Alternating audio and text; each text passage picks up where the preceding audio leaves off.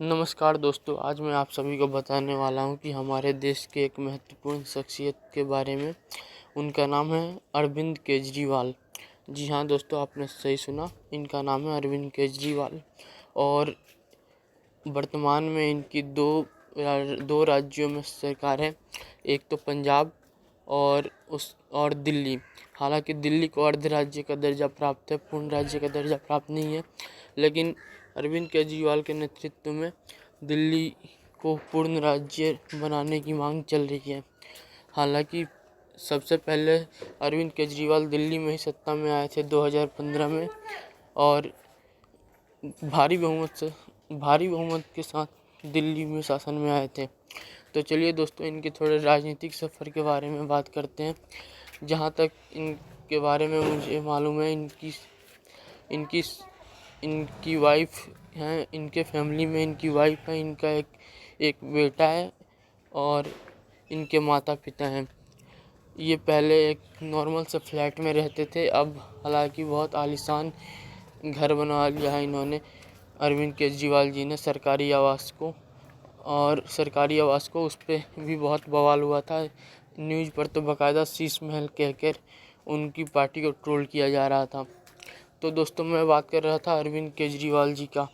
अरविंद केजरीवाल जी एक middle class family से आते हैं, और दोस्तों उन्होंने आईआईटी की पढ़ाई करी है और सरकारी नौकरी में थे वो जैसे कि आईएएस आईपीएस होता है, वो रेवेन्यू डिपार्टमेंट में थे।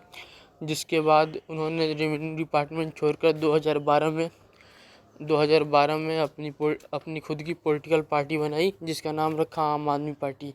उस वक्त अन्ना हजारे आंदोलन कर रहे थे और उसी आंदोलन से अरविंद केजरीवाल निकल कर बाहर आए थे।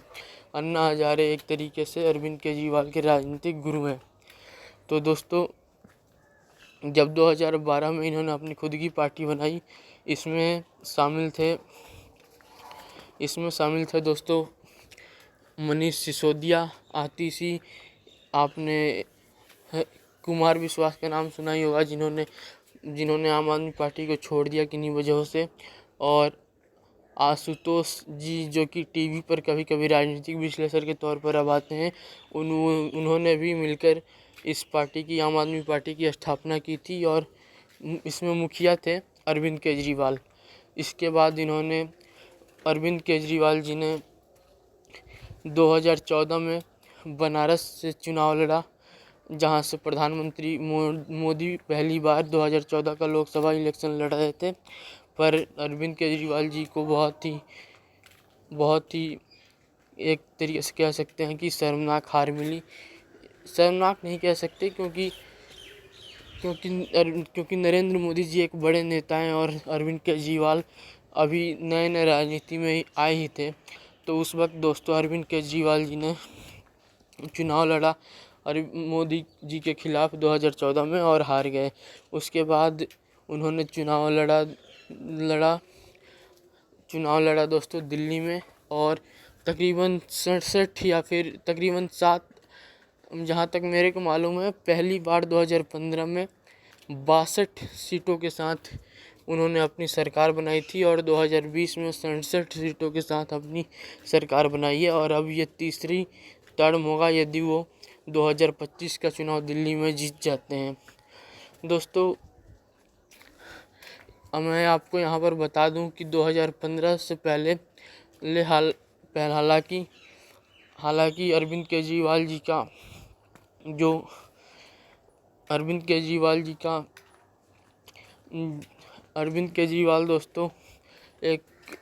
दोस्तों मैं कुछ भूल रहा हूँ, माफ़ कीजिएगा। तब तक मैं आपको एक और बात कह देता हूँ कि अगर आप मेरे इस चैनल पर पहली बार आए हैं तो प्लीज़ मेरे इस चैनल को सब्सक्राइब कीजिए, और लाइक शेयर करना ना भूलें, और कमेंट करके अपना फीडबैक दीजिए ताकि मैं अपनी वीडियोस को और बेहतर बना पाऊँ। दोस्तों, अरविंद केजरीवाल, जी हाँ, मेरे को याद आ गया मैं क्या बताने वाला था। दरअसल 2014-15 के बीच चुनाव हुए थे, उसमें अरविंद केजरीवाल जी ने गठबंधन भी किया था कांग्रेस के साथ। बाद में वो गठबंधन चला नहीं, और दिल्ली में अकेले अपने दम पर अरविंद केजरीवाल जी ने जनता के सपोर्ट से सरकार बनाई थी। 2015 में।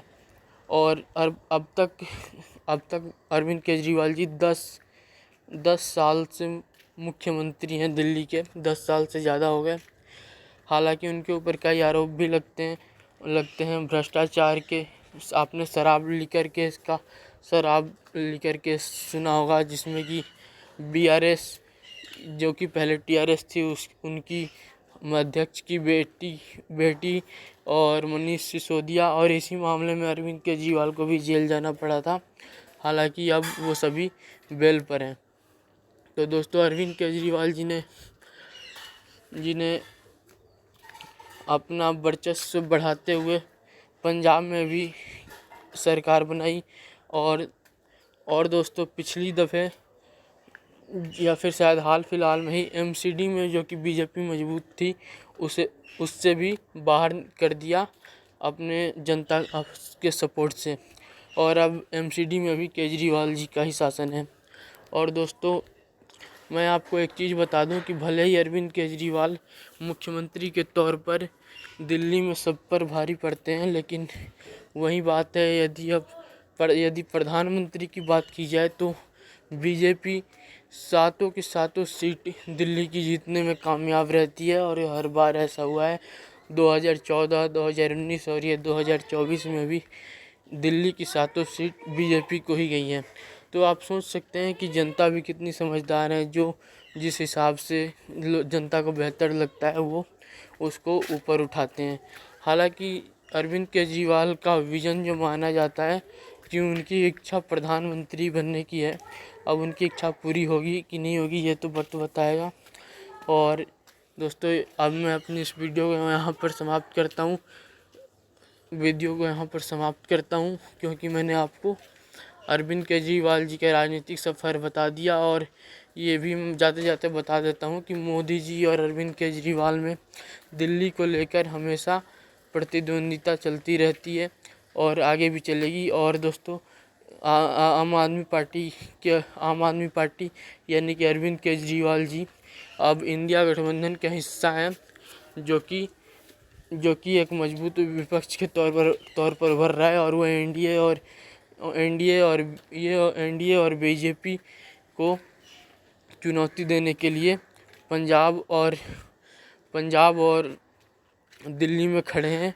और अपने अन्य राज्यों में भी, जैसे कि गोवा और उत्तर प्रदेश, इन सब राज्यों में भी अपनी पैठ बैठाने की कोशिश कर रहे हैं अरविंद केजरीवाल। तो आशा है दोस्तों, मैंने आपको अरविंद केजरीवाल जी के बारे में प्रॉपर नॉलेज दी है।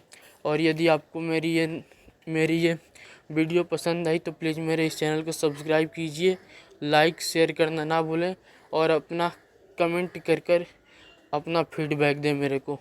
थैंक यू वेरी मच दोस्तों।